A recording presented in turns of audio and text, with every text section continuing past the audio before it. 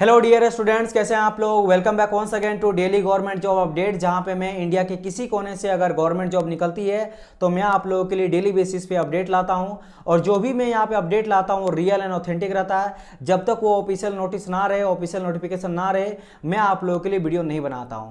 तो आपको जो यहाँ पे मिलेगा real authentic and official update मिलेगा। तो चैनल में अगर आप फर्स्ट टाइम विजिट किए हो तो चैनल को सब्सक्राइब कर लीजिए एंड बेल आइकन को प्रेस कर लीजिए, ताकि कोई भी गवर्नमेंट जॉब अपडेट आपसे छूटे ना और जल्दी से जल्दी आप गवर्नमेंट जॉब ले और अपना सपना को पूरा करो। सो गाइज, आज फिर से मैं आप लोगों के लिए गवर्नमेंट जॉब अपडेट लेकर आया हूं। काफ़ी अच्छा यहाँ पे जॉब है। असिस्टेंट इंजीनियर के लिए काफ़ी नंबर ऑफ वैकेंसी अच्छा निकला है। ऑल इंडिया लेवल का जॉब है, फ्रेशर आप अप्लाई कर सकते हो। तो चलिए डिटेल में हम लोग डिस्कस करते हैं कितना इसका सैलरी रहने वाला है, एज क्राइटेरिया क्या है, एजुकेशन क्वालिफिकेशन क्या है, कब से आप फॉर्म को फिलअप कर सकते हो, सिलेबस और एग्जाम पैटर्न क्या है, सिलेक्शन प्रोसेस क्या रहने वाला है, सब चीज़ के बारे में मैं फटाफट आप लोगों के लिए बता देता हूं। अगर आप एलिजिबल होंगे तो आप इस फॉर्म को भर सकते हो, क्योंकि ये गवर्नमेंट जॉब है, जैसे मैंने कहा परमानेंट और गवर्नमेंट जॉब है, राइट। तो डिस्कस करते हैं। सबसे पहले आप यहां पे देख सकते हो राजस्थान लोक सेवा आयोग अजमेर, यानी कि बेसिकली आपका राजस्थान पब्लिक सर्विस कमीशन की ओर से नोटिफिकेशन आया है। किस डेट में आया है देख सकते हो, 24 अगस्त को आया है। ठीक है, 24 अगस्त यानी एक दो दिन हुआ है यह आया है। इसमें अगर मैं बात करूँ किस किस पोस्ट के लिए आपका वैकेंसी है, तो एक तो आपका असिस्टेंट इंजीनियर के लिए लगभग आपका 41, लगभग नहीं 41 पोस्ट है असिस्टेंट इंजीनियर के लिए। इसके अलावा अगर मैं बात करता हूँ रेवेन्यू ऑफिसर ग्रेड 2 के लिए 14 पोस्ट है। अगर मैं बात करूँ थर्ड एग्जीक्यूटिव ऑफिसर के लिए तो यहाँ पे 63 नंबर ऑफ पोस्ट है। अच्छा, मैं यहाँ पे टाइम बचाने के लिए आप लोगों को बता देता हूँ कि अगर आप बीटेक की हो और बीए की हो तभी जाके आप फॉर्म को अप्लाई कर सकते हो असिस्टेंट इंजीनियर में। एंड अगर आप ग्रेजुएशन की हो किसी भी डिसिप्लिन से, देन आप रेवेन्यू ऑफिसर में और आप एग्जीक्यूटिव ऑफिसर में अप्लाई कर सकते हो। इट मीन्स डिप्लोमा वाले बच्चों के लिए और आईटीआई वाले बच्चों के लिए यहाँ पे पोस्ट नहीं है। इससे पहले जो डीआरडीओ आया था, मैं आप लोगों को बताया था 2000 के आसपास पोस्ट है, उसमें डिप्लोमा और आईटीआई वाले बच्चों के लिए वहां पे सारा का सारा पोस्ट था। तो इस बार जो है ग्रेजुएशन एंड आपका बीटेक वाले कैंडिडेट्स के लिए नंबर ऑफ वैकेंसी है। तो काफी अच्छा चांस है। अगर आप डिप्लोमा और आईटीआई की हो तो फटाफट आप मतलब वीडियो को छोड़ सकते हो यहाँ देखना, लेकिन आप लोग फटाफट लाइक कर दो ताकि ज्यादा बच्चों तक शेयर हो। आप लोगों के लिए भी आएगा तो मैं आप लोगों के लिए अपडेट लाते रहूंगा।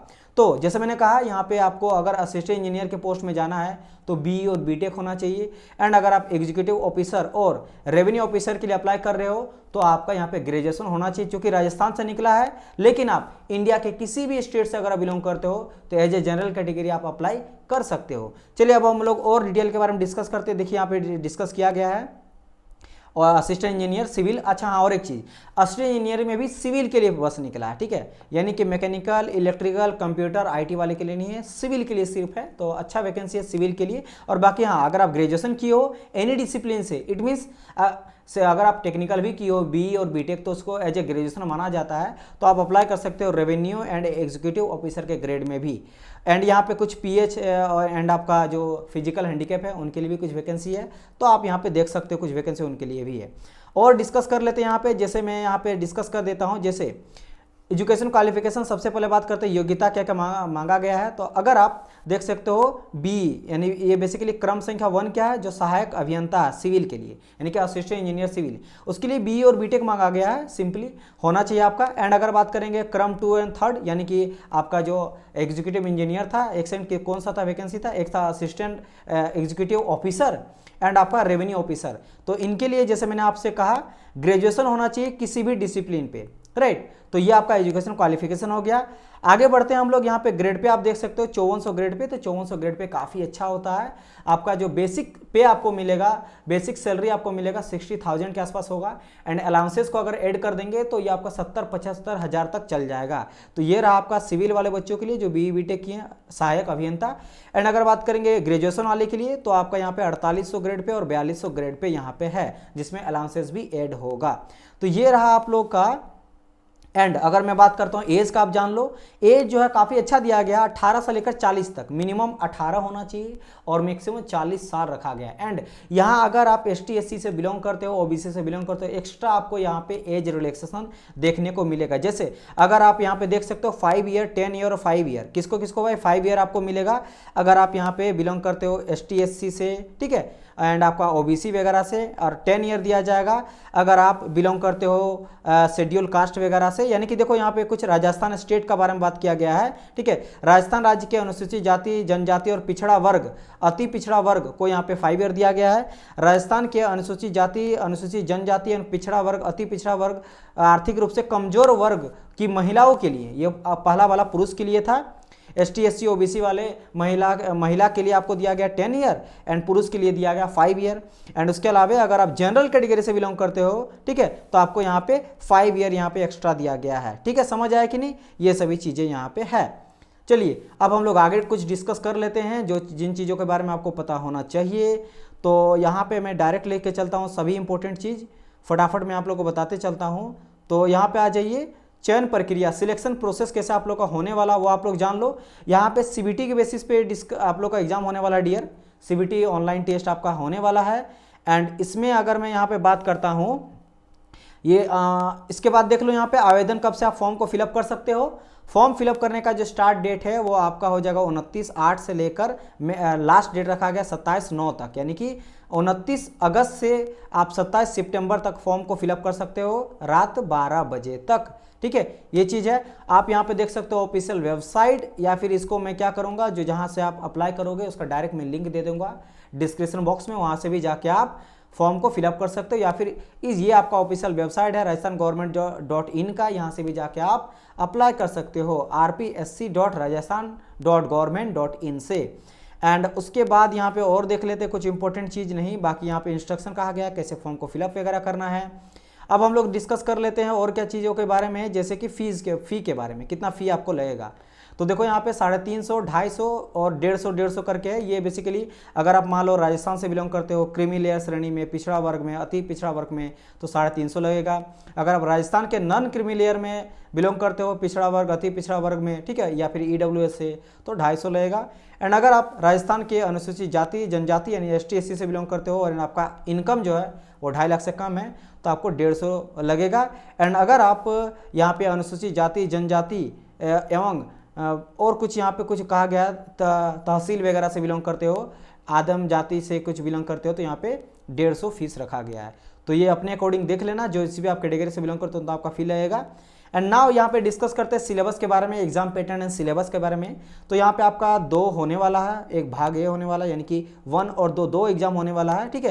एग्जाम एक ही आपका होगा, बेसिकली 2 पार्ट में है। फर्स्ट पार्ट में आपको पूछा जाएगा नॉन टेक्निकल, जिसमें 40 क्वेश्चन रहेगा। एंड अगर बात करेंगे टेक्निकल वाला पार्ट से, तो 80 क्वेश्चन आपका रहने वाला है। एक ही एग्जाम होगा डियर, मैं पहले बता देता, एक ही एग्जाम। ये अलग अलग पार्ट है, मतलब टेक्निकल और नॉन टेक्निकल दोनों आपको पूछा जाएगा। अगर मैं बात करूँ अधिकतम मैक्सिमम मार्क कितना रहेगा, तो 120 आपका मार्क रहने वाला है, ठीक है, इतना मार्क्स का होने वाला है। एंड टाइम आपको मिलेगा 2 घंटा, यानी कि 120 मिनट, मतलब हर एक क्वेश्चन के लिए आपको 1 मिनट यहाँ पे टाइम दिया जाएगा। एंड यहाँ पे नेगेटिव भी है, ये ध्यान रखिएगा, नेगेटिव मार्किंग यहाँ पे होगा, 1/3 आपका नेगेटिव यहाँ पे होने वाला है, तो ध्यान रखिएगा नेगेटिव होगा। जिसमें देख सकते हो आपको यहाँ पे GK पूछा जाएगा, जिससे आपको पॉलिटी, हिस्ट्री, इकोनॉमिक्स आपका रहने वाला है। एंड यहाँ पे साइंस भी पूछा जाने वाला है, जिसमें आपका फिजिक्स, केमिस्ट्री, बायोलॉजी रहेगा, ठीक है। देन यहाँ से कुछ आपको दैनिक विज्ञान, यानी कि जो मतलब डेली बेसिस का यूज करने का जो साइंस होता है, एवरीडे लाइफ का साइंस, वहाँ से क्वेश्चन रहेगा। एंड आपको सेकंड पार्ट में पूछा जाएगा सिविल से 80 क्वेश्चन। एंड हम लोग का कोर्स है, आप SSC JEE का कोर्स अगर फॉलो करोगे तो आपको सब कुछ मिल जाता है। तो आप जाके SSC JEE के कोर्स को अगर आप पढ़ नहीं लिए हो तो हमारे चैनल में मिल जाता है, एप्लीकेशन आप डाउनलोड कर सकते हो, डिस्क्रिप्शन बॉक्स में दिया गया है।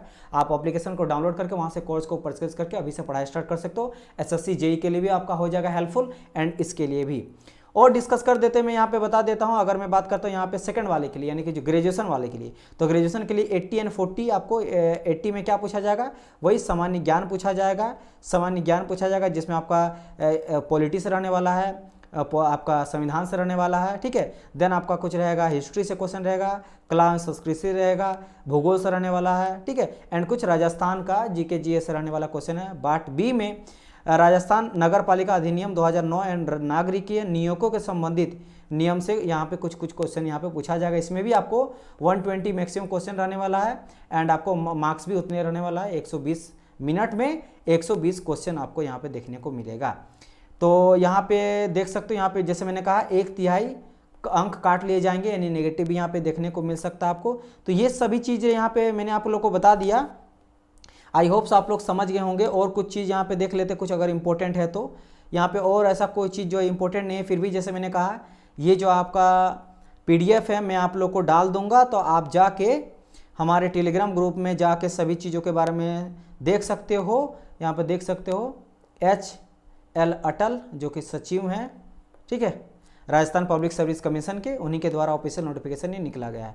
तो अगर आप डिप्लोमा किए हो BE और BTech से, ठीक है, then you can apply this form. और अगर आप किसी भी डिसिप्लिन से ग्रेजुएशन किए हो तो फिर भी आप फॉर्म को अप्लाई कर सकते हो। काफ़ी अच्छा यहाँ पे नंबर, अब बात करेंगे, पोस्ट भी है टेक्निकल नॉन टेक्निकल दोनों के लिए, सैलरी भी आपको अच्छा मिलेगा, गवर्नमेंट जॉब है, परमानेंट आपका जॉब होने वाला है, ऑल इंडिया लेवल में कोई कहीं से भी बच्चा अप्लाई कर सकता है। एंड आप फटाफट चैनल को सब्सक्राइब कर लो ताकि और लेटेस्ट गवर्नमेंट जॉब का कोई भी आए तो वो सभी अपडेट आपको मिले।